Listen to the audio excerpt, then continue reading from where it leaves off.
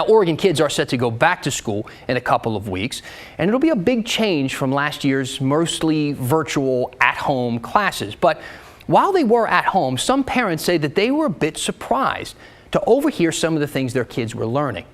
Now, you've probably heard the term critical race theory a lot being tossed around. We've talked about it on the show from time to time, but unless your kid is going into some graduate level seminar, it's highly unlikely they're going to be actually taught critical race theory in their classroom. Let's review. Critical race theory is a framework meant to examine the way that racism is woven into the nation's history and the way the policies that we have in place right now perpetuate that. But there's been this pushback in school districts across the country to ban CRT, critical race theory, in public schools. We talked with officials in the Salem-Keizer School District, and they say they've gotten a lot of calls recently from worried parents. There's some misconceptions about what critical race theory is.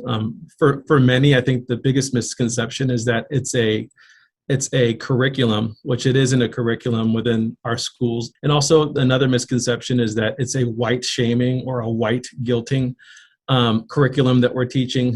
It's not that.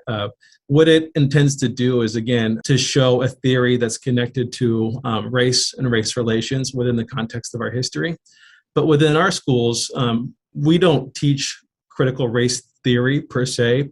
What we really try to do is celebrate race and diversity and ethnic diversity within our schools. It doesn't mean that there's not elements of CRT that have been influential within our schools. It's been a very well-known doctrine for the last 20 years. And so it does have influence in schools.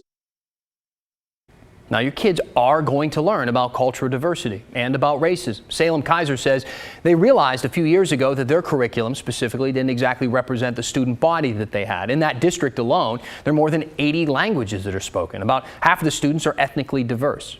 If you have any questions about what your students are learning, because, maybe it's not the way you were taught, or maybe you're just unsure about it and you want some more specifics, ask your kid's school.